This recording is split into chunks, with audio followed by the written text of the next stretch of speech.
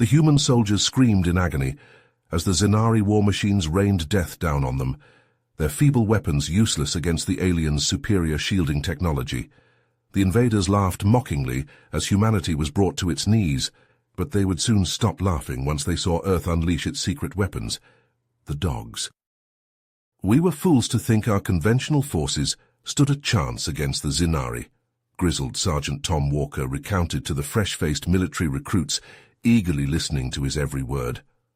When those overgrown bugs first arrived and demanded humanity's total surrender, the arrogant Galactic Council turned its back on us lesser beings. We spat the Emperor's unconditional ultimatum back in his hideous face and paid dearly for our defiance. Walker's eyes narrowed as painful memories of the aliens' devastating first strike rushed back. Human colonies across the galaxy burned as the Zenari bombarded them from orbit, enslaving any survivors, cut off from reinforcements and facing total annihilation. The remnants of Earth's battered armies retreated to a secret base on Mars for a desperate last stand. As all hope seemed lost, humanity turned to its most fearsome weapons, genetically enhanced war dogs bred for unmatched ferocity and unwavering loyalty. Walker and his unit had trained the beasts to rip apart the Zenari's carapaces and feast on their entrails. It would take a miracle, but maybe, just maybe, these hounds from hell could help turn the tide and save mankind from extinction. The grizzled veteran stared off into the distance as he began recounting the fateful battle that would decide humanity's future. The recruits edged forward in their seats, eyes wide, pulses racing. They were about to discover how Earth's lowliest creatures became the unsung heroes that brought a galactic empire to its knees. Walker's voice dropped to a conspiratorial whisper. High Command gave us a mission, Operation Cerberus. Our unit, the 501st Canine Battalion, shipped out to New Babylon, a human colony the Zenari had occupied and reduced to rubble. Our objective was to infiltrate their main supply depot and blow it to Kingdom Come. The veteran's eyes grew distant as he relived the fateful operation. We slipped in under the cover of darkness, our war dogs padding silently beside us, bred for stealth and lethality. As we made our way deeper into the facility, we heard screams, human screams, the kind that'll haunt a man until his dying day. Walker's fists clenched. Those Zenari bastards had prisoners, specimens for their sick experiments. Rage boiled inside us, but we had to keep our heads on straight. Sergeant Ramirez and I planted demo charges around the depot, while Corporal Chen hacked their systems. Private Davis led a team to free as many prisoners as they could. Suddenly alarms blared. Floodlights snapped on, bathing the humans in harsh white light. Shit, we'd been made. A whole Zenari battalion, led by their General Zirthax himself, had us surrounded. We were outgunned and outnumbered 20-1. I gave the order. Release the hounds. The grizzled sergeant smiled grimly. Those alien fucks never knew what hit 'em. Our dogs tore into their ranks, ripping through chitin and spilling yellow blood. Plasma bolts just glanced off their hides. Our genetic engineers made damn sure of that. It was a slaughter. Walker shook his head. I'd love to say our dogs turned the tide, that we crushed the Zenari then and there, but there were too many. We had to fight our way out, tooth and nail. I hit the detonator as soon as we cleared the blast radius. The depot went up in flames, months of Zenari supplies ash on the wind. The recruits leaned forward, hanging on his every word. We slipped away in the chaos, Zirthax's curses ringing in our ears. It wasn't the grand victory we'd hoped for, but we'd hurt the bugs, bad, and we'd shown them that humanity, that Earth, wasn't going down without a fight, that even our lowly dogs could make them bleed. Word of the 501st's daring raid spread through the human resistance like a spark in a dry field. In hidden bases and secret strongholds across occupied space, weary fighters passed the tale from one to another, their eyes alight with renewed hope. If Walker and his dogs could strike at the heart of the Zenari war machine, then perhaps humanity stood a chance after all. Inspired by the 501st's example, resistance cells began training their own war dogs, transforming loyal pets into lethal weapons. On a dozen worlds, the Zenari found themselves facing a new kind of enemy, one that fought with fang and claw and unbreakable will. But Emperor Marek would not let this challenge to his rule go unanswered. Enraged by the setbacks, he summoned his top scientists and ordered them to find a way to neutralize the human dogs. Working day and night, the Zenari researchers developed a sonic weapon, a device that emitted a high-pitched frequency that sent the dogs into convulsions of agony, rendering them helpless on the battlefield. Armed with these new weapons, the Zenari launched a massive offensive against the human stronghold on Titan, Saturn's largest moon. Walker and the 501st were among the defenders, their dogs at their side, as they manned the barricades and trenches. The battle was joined with a roar of plasma fire and the howls of charging Zenari. The humans fought with desperate courage, but the sonic weapons took a terrible toll. Everywhere Walker looked, he saw dogs writhing on the ground, whimpering in pain as their handlers tried in vain to soothe them. "Fall back," he shouted over the din of battle. "Fall back to the inner perimeter." The humans gave ground grudgingly, fighting for every inch as the Zenari pressed their advantage. Soon they were pushed back to their last line of defense, a hastily erected wall of rubble and scavenged metal. As the Zenari massed for a final assault, Walker turned to Corporal Hiro Tanaka, his unit's tech expert. "Hiro, tell me you've got something up your sleeve." Tanaka nodded grimly. "I've been analyzing the sonic weapons frequency. I think I can modify our armor's audio systems to emit a counter-frequency, cancel out the effects." "Do it," Walker ordered. "It's our only chance." As Tanaka worked feverishly, the Zenari charged, their war cries echoing across the battlefield. The humans braced for impact, their weapons at the ready. But just as the aliens reached the barricades, a new sound filled the air, a deep, thrumming bass note that seemed to shake the very ground. The Zenari staggered, their sonic weapons suddenly useless. And then the dogs were among them, leaping over the barricades and tearing into the alien ranks with renewed fury. The humans surged forward, rallying behind their canine companions, and the battle was joined anew. The fighting was fierce and bloody, but slowly, inexorably, the tide began to turn. The Zenari, their main advantage neutralized, fell back before the human onslaught. As the last alien fled the field, the humans raised a ragged cheer. They had held the line. Titan was still theirs. But the cost had been high.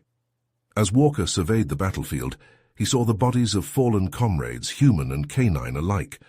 And there, lying still and silent at his feet, was Max, his loyal companion through so many battles. Walker knelt beside the dog, his vision blurring with tears. Around him the survivors gathered to honor their fallen friends, both two-legged and four. And as he laid a hand on Max's still flank, Walker made a silent vow. The Zenari would pay for this. For Max, for every soldier and dog who had laid down their lives, he would make them pay. This war was far from over. In the weeks following the hard-fought victory on Titan, Walker and his squad received an urgent communiqué from the resistance leadership. Intelligence assets deep within Zenari space had uncovered a terrifying secret. Emperor Marek was on the verge of unveiling a new superweapon, one capable of annihilating entire planets.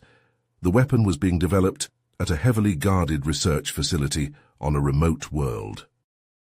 Walker and his team were tasked with an audacious mission: infiltrate the facility, steal the weapons plans, and destroy the prototype if possible. Failure was not an option. If the Zenari deployed this weapon, it would mean the end of humanity's hopes for freedom.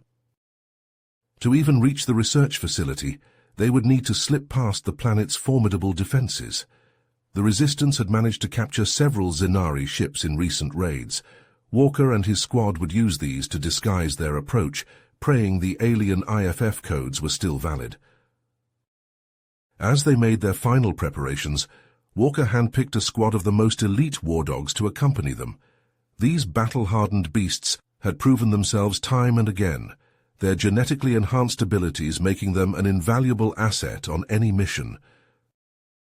The journey to the Zenari world was tense, every member of the squad knowing that discovery would mean instant death. But luck, for once, was on their side. The captured ship's codes were accepted, and they landed on the planet's surface without incident. The research facility loomed before them, a monolithic structure bristling with advanced Zanari technology. Walker and his team moved quickly, the dogs ranging ahead to scout for danger. Almost immediately, they faced fierce resistance from Zanari guards. Plasma bolts filled the air as Walker and his soldiers took cover, returning fire with grim determination. The war dogs leapt into the fray, their jaws clamping down on Zanari throats and limbs with sickening crunches.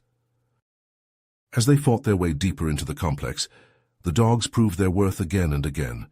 Their enhanced senses allowed them to detect hidden traps and ambushes, their agility letting them disarm threats before the Zanari could spring them. But what they found at the heart of the facility shook them to their core. The superweapon they discovered to their horror was powered by the harvested brains of captured humans. Dozens, maybe hundreds, had been wired into the weapon's matrix, their psionic energy amplified and weaponized for unthinkable destruction. Among the captives, Walker recognized a face he'd seen in countless resistance briefings. Dr. Elena Petrova, a brilliant human scientist who had been presumed dead for years. The Zanari, it seemed, had faked her death in order to exploit her genius for their own twisted ends. With righteous fury, Walker and his squad fought to free the captives, the dogs ripping into their alien captors without mercy. They had almost succeeded when a new figure emerged onto the battlefield, Emperor Marek himself, wielding a crackling prototype of the superweapon. The Emperor's eyes blazed with hate as he leveled the weapon at Walker. The air between them seemed to shimmer with barely restrained energy. Walker knew he had only one chance.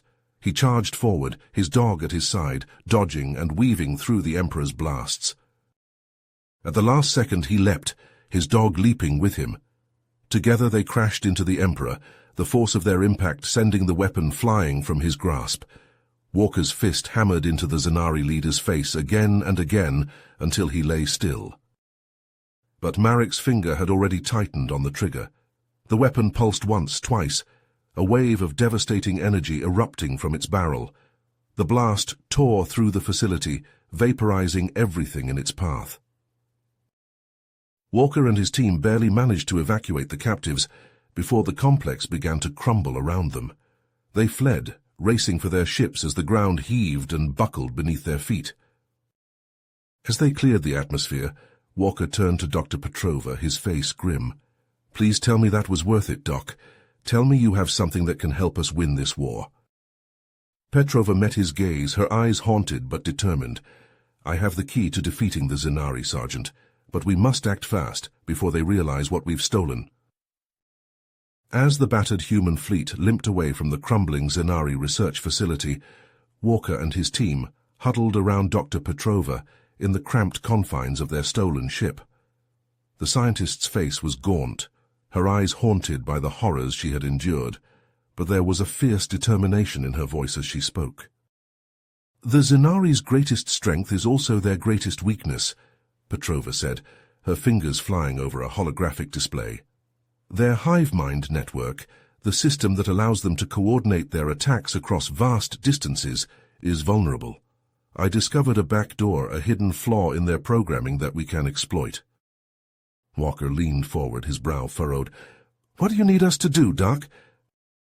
Petrova met his gaze, her expression grim. "We need to get a virus into their central command ship. Once it's uploaded, it will spread through their entire network, shutting down their weapons, their shields, everything. It's the only way to end this war." The squad exchanged glances, the weight of the task settling heavy on their shoulders. They all knew what it would mean, a one-way trip into the heart of the Zanari fleet, with no guarantee of success. But there was no hesitation in Walker's voice as he spoke. "We'll do it, whatever it takes." The next few days passed in a blur of frantic preparation. Dr. Petrova worked tirelessly to perfect the virus, while Walker and his team trained relentlessly, honing their skills and studying every scrap of intelligence they had on the Zanari command ship. Finally, the day of the mission arrived. As the squad prepared to board their captured Zanari vessel, they gathered for one last briefing with the remaining human forces. The atmosphere was somber, the weight of what was to come hanging heavy in the air. Walker looked out at the sea of faces, at the soldiers he had fought beside for so long. His gaze fell on the war dogs, their eyes bright and eager, ready to fight to the last. He felt a lump rise in his throat as he thought of Max, of all the loyal companions who had given their lives in this war. "You all know what's at stake," he said, his voice rough with emotion. "If we fail, Earth falls. It's as simple as that. But I know we won't fail, because we're not just fighting for ourselves. We're fighting for each other, for the ones we've lost, and for the future of our species." He turned to his squad, his brothers and sisters in arms. "It's been an honor serving with all of you. Whatever happens today, I want you to know that." As they boarded the Zanari ship, disguised in the insectoid armor of their enemy, Walker felt a sense of eerie calm settle over him. This was it, the final mission. One way or another, the war would end today. The journey to the Zanari command ship was nerve-wracking, each moment stretched taut with the fear of discovery. But their disguise held, and as they approached the massive vessel, a hail crackled over their comms. "Unknown ship, identify yourself." The voice was harsh, buzzing with the alien tones of the Zanari. Walker took a deep breath, then responded in the clicking language of the insectoids. "This is Scout Vessel Zeta 9, requesting permission to dock. We have vital intelligence for the acting Emperor."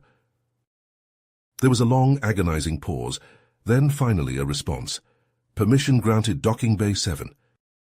As the ship slid into the cavernous hangar of the command vessel, Walker and his team readied their weapons, their hearts pounding in their chests.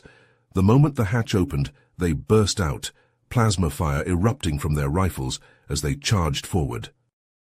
The Zanari in the hangar were taken by surprise, their chitinous bodies rupturing under the onslaught.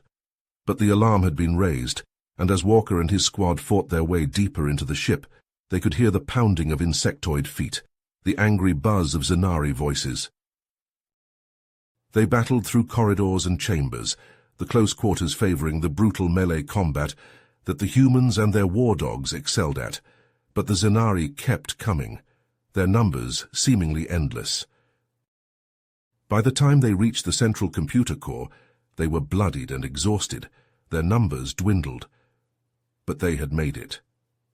As Dr. Petrova rushed to the console, her fingers flying over the controls, Walker and the others formed a perimeter, ready for the final stand. They came from all sides, the elite guard of the acting Emperor, their weapons spitting deadly plasma. Walker and his team met them head-on, their war cries mingling with the snarls of the dogs as they clashed in a brutal melee. One by one the humans fell, their blood mingling with that of the Zanari on the metal floor, but still they fought on, buying precious seconds for Dr. Petrova to complete her work. And then, it was done. The virus uploaded, spreading like a cancer through the Zanari network, but the cost had been high. As Walker looked around at the fallen bodies of his comrades, he knew that they had given everything for this moment. A flicker of movement caught his eye, and he turned to see Zirthax, the acting Emperor, rising from the shadows. The Zanari leader was wounded, his carapace cracked and oozing, but there was murder in his eyes as he leveled his weapon at Walker. "You think you've won, human?" Zirthax hissed, his voice dripping with hate. "You've only delayed the inevitable. We will crush your pathetic species beneath our heel." Walker smiled, a grim, blood-stained thing. "Maybe, but not today." He charged forward, his rifle forgotten, his hands reaching for the Zanari's throat. They crashed to the ground in a tangle of limbs, rolling and struggling across the blood-slicked floor. Dimly, Walker was aware of Dr. Petrova's voice, calling for evacuation. He knew his team was leaving, getting to safety, but he couldn't join them. Someone had to hold the line, to buy them the time they needed. With a roar of effort, he pinned Zirthax to the ground, his hands locked around the insectoid's throat. The Zanari thrashed and struggled, but Walker held on with grim determination, even as he felt his own life ebbing away, his blood pooling beneath him.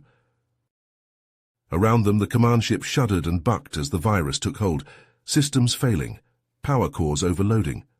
The end was coming, for the Zenari and for him. As the darkness closed in, Walker thought of his squad, of the brave men and women who had given their lives to make this moment possible. He thought of the war dogs, the loyal companions who had fought beside them every step of the way. And he smiled even as the world faded away. They had done it, they had won, the war was over. In the skies above Earth, the remnants of the human fleet watched in awe as the Zenari armada tore itself apart, ships exploding in brilliant bursts of light, the once mighty vessels consumed by the fires of their own destruction. On the bridge of the flagship, the survivors of the 501st K9 Battalion stood in silence, their eyes fixed on the viewing screen. They had known the risks of the mission, had said their goodbyes to Walker and his team. But still, the pain of loss was a raw, aching thing. You have reached the end of the story.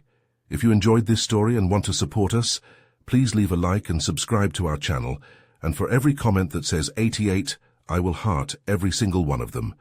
Thank you for your time.